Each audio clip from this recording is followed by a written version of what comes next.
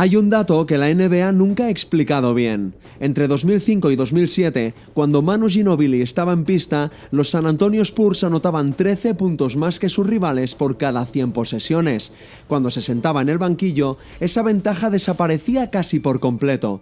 11 puntos menos de diferencia solo por quitarle a él. En ese mismo periodo, Tim Duncan generaba un efecto casi idéntico. 12 puntos de ventaja con él en pista y 13 de caída cuando se sentaba. Para que lo entiendas bien, el mejor ala pívot de la historia de la NBA y un jugador que salía desde el banquillo tenían el mismo peso sobre el resultado de los partidos. Quitabas a uno o al otro y el equipo se hundía igual. Y sin embargo, durante 20 años, cuando alguien preguntaba quién era el mejor Spur, la respuesta siempre fue Duncan, luego Parker y luego, si acaso, Manu. Este vídeo existe para corregir eso. Porque Manu Ginobili no solo fue el mejor sexto hombre de la historia, fue una superestrella que eligió esconderse. Y hay momentos concretos en su carrera donde los datos dicen, sin ningún tipo de ambigüedad, que fue el mejor jugador de los San Antonio Spurs. Mejor que Duncan, mejor que Parker. El mejor.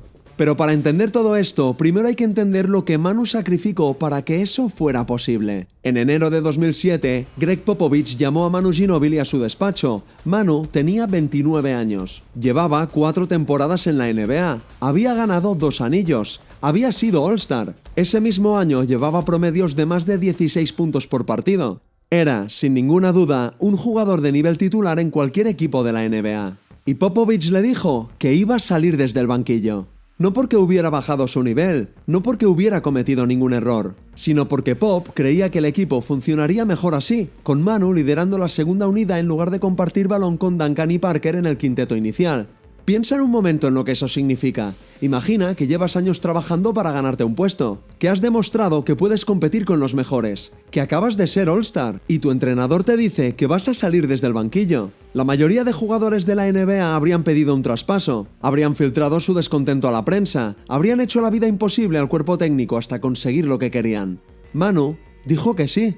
Y no solo dijo que sí, con el tiempo llegó a amar ese rol. Dijo públicamente que tardó un tiempo en entender la decisión, que al principio fue duro, que tuvo que sacarse el ego de en medio, pero que en cuando lo hizo, entendió que ese era su sitio, que desde ahí podía hacer más daño. Tim Duncan, que lo conocía mejor que nadie, dijo que se quedó en shock cuando Manu aceptó, porque incluso Duncan sabía lo que ese sacrificio significaba. Ahora bien, aquí es donde la historia se complica, porque Pop le presentó esta decisión como un sacrificio por el equipo, y técnicamente lo era, pero los datos cuentan otra historia. Cuando Manu salía desde el banquillo, se enfrentaba a los jugadores de segunda unidad del rival, defensores menos capaces, jugadores menos atléticos, menos inteligentes tácticamente, y Manu los destruía. Los datos de impacto ofensivo de Manu en esos años, incluso jugando sin Duncan en pista, muestran que los Spurs seguían ganando el partido por 8 puntos por cada 100 posesiones solo con él en cancha, sin Duncan, solo con Manu. Ese no es el número de un sexto hombre, ese es el número de una superestrella. Y hay una frase de Raja Bell que resume mejor que cualquier estadística lo que significaba enfrentarse a Manu. Bell pasó años en la liga jugando contra Kobe, contra LeBron, contra los mejores exteriores de su generación. Y cuando le preguntaban a quién le costaba más defender, decía que Kobe, porque eso era lo que la gente quería escuchar. Pero luego añadía que la verdad era diferente, que podía ser Manu. Que Manu metía cuarta marcha, te dejaba atrás, volvía segunda para que te chocases con él y luego metía un floater imposible. Que estudiaba el vídeo y seguía sin poder anticiparle.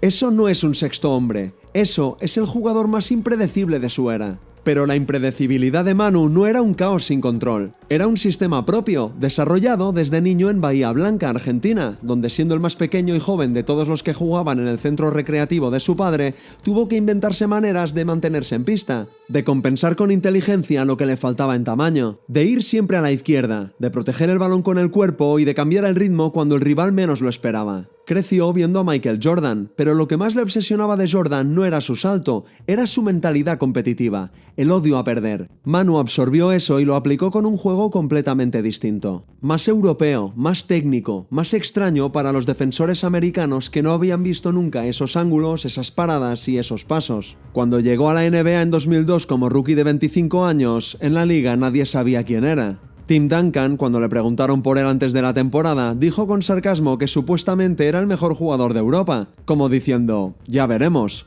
Bruce Bowen, el mejor defensor del equipo, se dedicó a machacarlo en los entrenamientos para ver si se rompía, para ver si era de los que aguantaban, y no se rompió. En su primer partido en la NBA contra los Lakers de Kobe y Shaq, su primer intento de tiro fue un triple, y entró. Y desde ese momento, los Spurs empezaron a entender que lo que tenían entre manos no era un proyecto, era una realidad. Ese mismo año ganó su primer anillo, en su primera temporada. El pick número 57, el penúltimo del draft, el que nadie quería, el que los Spurs solo usaron porque no encontraron a quién venderlo, ganó un campeonato de la NBA en su primer año. Y aquí es donde la historia se vuelve realmente interesante. Porque en los años siguientes, mientras los Spurs ganaban títulos y construían una de las dinastías más largas de la historia, Manu fue creciendo en silencio, sin el foco que tenía Duncan, sin el marketing que rodeaba a Parker, siendo siempre el tercero en discordia. El ala que complementa el tridente pero que nunca encabeza el cartel, y sin embargo, los números contaban algo diferente. En 2005, Manu fue el mejor jugador de los Spurs en las finales contra Detroit. No Duncan, no Parker, Manu. El propio asistente Mike Budenholzer dijo públicamente que Manu debería haber sido MVP de las finales. El general manager R.C. Buford dijo que merecía al menos compartirlo con Duncan. 18 puntos, 6 rebotes y 4 asistencias por partido contra el mejor equipo defensivo de la liga, en una serie donde nadie podía anotar, en la que los 100 puntos solo se llegaron a conseguir una vez en 7 partidos. Pero el MVP se lo llevó Duncan, porque era Duncan. Porque así funcionaban las narrativas. En los playoffs de 2005 y 2006, si buscas las estadísticas de casi cualquier partido de los Spurs en los minutos finales, hay una enorme probabilidad de que Manu liderara el equipo en anotación en el último cuarto.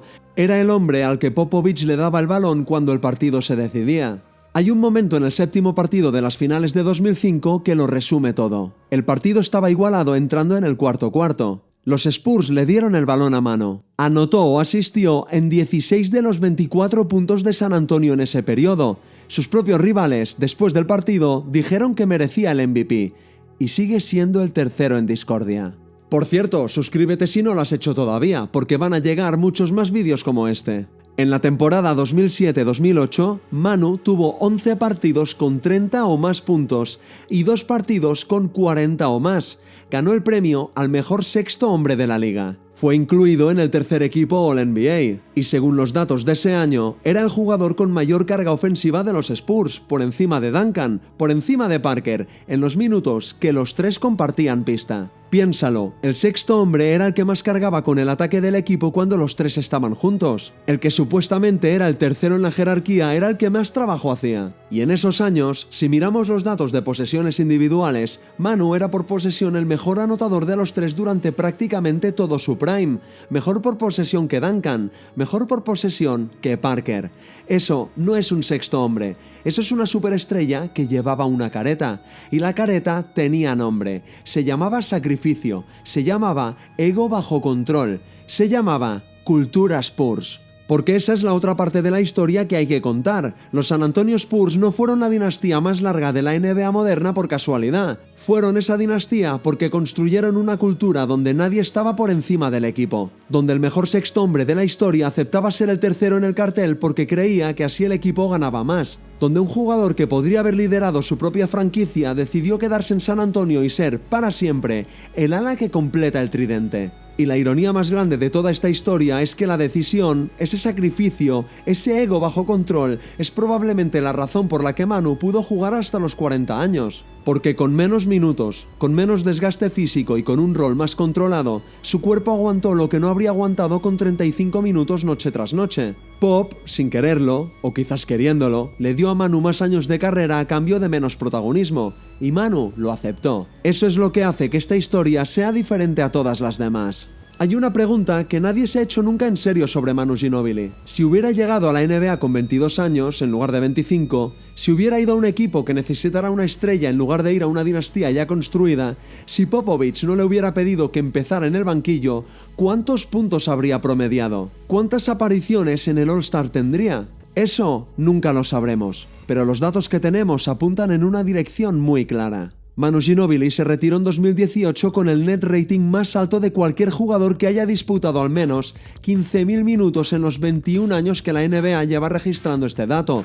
Los Spurs eran 10 veces mejores por cada 100 posesiones con él en pista que sin él, y todo esto durante toda su carrera. Eso no es el legado de un sexto hombre, eso es el legado de uno de los jugadores más valiosos de su generación. Y sin embargo, cuando la gente recuerda a Manu, lo recuerda con cariño pero con cierta condescendencia. El tipo del Eurostep, un gran sexto hombre, como si eso fuera suficiente para resumir lo que fue. No lo es. Porque Manu Ginóbili no solo fue un jugador especial, fue un jugador que llegó a la NBA con un perfil de tiro que el resto de la liga no tendría hasta 20 años después. Piénsalo, en su mejor etapa, entre 2005 y 2008, 3/4 partes de sus intentos de campo eran o en el aro o desde atrás de la línea de 3. Solo 1/4 parte eran tiros de 2 puntos de media distancia. Eso es exactamente el perfil de tiro que los analistas llevan una década pidiendo a los jugadores modernos. Manu lo tenía en 2005. Básicamente era un jugador del futuro atrapado en el presente, y como nadie entendía bien lo que tenía delante, lo clasificaron como sexto hombre y pasaron de página. Pero hay más, porque Manu no solo tiraba bien, Manu tiraba de forma que era casi imposible de defender con las herramientas defensivas de su época. En esos mismos años metió el 39% de sus triples con un volumen alto de tiro. Eso significa que no podías darle espacio porque te castigaba desde fuera, pero si le perseguías por encima de la pantalla, se metía en el aro y encontraba finalizaciones que nadie más en la liga encontraba. ¿Por qué? Porque Manu tenía una mecánica de movimiento completamente distinta a cualquier otro jugador de su tiempo. La mayoría de los bases rápidos que cambian de dirección plantan un pie en el suelo, giran todo el cuerpo y explotan hacia el lado contrario. Manu no hacía eso. Manu giraba las caderas en mitad de la zancada sin parar de correr, con el torso girando medio segundo después que las caderas. Lo que significaba que cuando un defensor empezaba a reaccionar, Manu ya lo había pasado. La diferencia entre el movimiento de sus caderas y el de su torso creaba una fracción de segundo de confusión que era suficiente para dejarle libre. Era un problema sin solución para los defensores de su época y para muchos de los de hoy también. Y eso no es suerte. Eso es un sistema de juego tan personal, tan único, que 19 años después de su debut nadie ha conseguido replicarlo del todo. Y luego está el Eurostep, que hoy usan casi todos los jugadores de la NBA. Lo ves en cada partido, en cada categoría, desde el instituto hasta las finales. Manu no lo inventó. El honor de ser el primero corresponde a otro jugador europeo anterior a él, pero fue Manu quien lo popularizó, quien lo convirtió en un arma de destrucción masiva, quien demostró que podías hacer ese movimiento a máxima velocidad contra los mejores defensores del mundo y seguir anotando. Él mismo reconoció que no sabía que estaba haciendo algo inusual, que para él era lo más natural del mundo porque era la única manera que tenía de superar a jugadores que pesaban 50 kilos más que él. Eso es lo que hace que el legado técnico de Manu sea tan singular, no solo lo que hizo, sino que lo hizo sin saber que estaba cambiando el juego. Ahora hay que hablar de las Olimpiadas, porque si quieres entender lo grande que era Manu Ginóbili fuera del contexto de los Spurs, el verano de 2004 en Atenas es el mejor ejemplo que existe. Estados Unidos llegó a esas Olimpiadas con Allen Iverson, LeBron James, Tim Duncan, Dwayne Wade, Carmelo Anthony y varios jugadores más de nivel All-Star.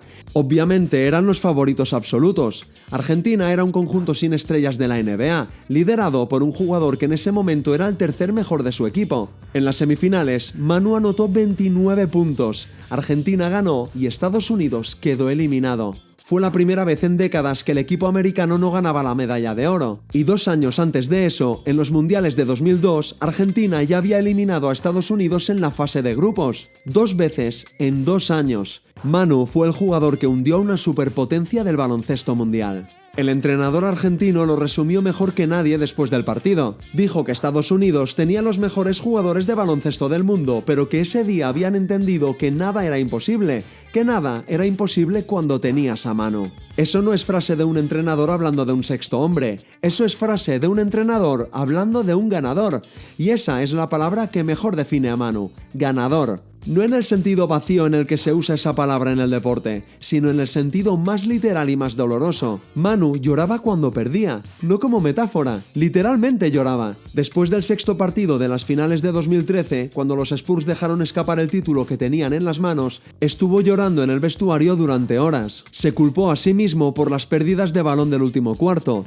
Dijo años después que él perdió ese campeonato, que fue culpa suya. Y eso no es lo que dice alguien que juega por dinero o fama. Eso es lo que dice alguien para quien el baloncesto era algo más profundo que todo eso. Y al año siguiente, en las finales de 2014, cuando los Spurs aplastaron a Miami en 5 partidos jugando el baloncesto más bonito que se ha visto nunca en unas finales, Manu salió al parqué y metió un mate en transición que él mismo describió como el momento más liberador de su carrera.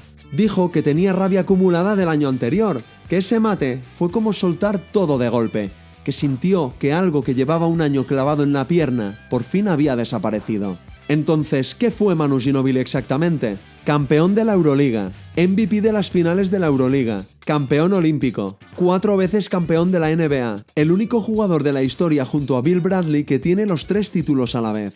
Es el jugador con el net rating más alto de su generación, que se dice pronto. También es el inventor del Eurostep moderno y es 2 veces All-Star. Solo 2 veces. Un jugador que en varios momentos de su prime fue el más valioso de su equipo, fue convocado al All-Star solo 2 veces porque salía desde el banquillo. Porque los votos van a los titulares. Porque las narrativas son difíciles de cambiar una vez instaladas. La historia no le hizo justicia, pero los datos sí. Dejadme en los comentarios si creéis que Manu llegó en algún momento a ser el mejor jugador de los Spurs, porque los números dicen que sí, y me interesa saber si vosotros también lo veis así. Os dejo en pantalla 2 vídeos que seguro que os gustan tanto como este, y nos vemos en el próximo vídeo.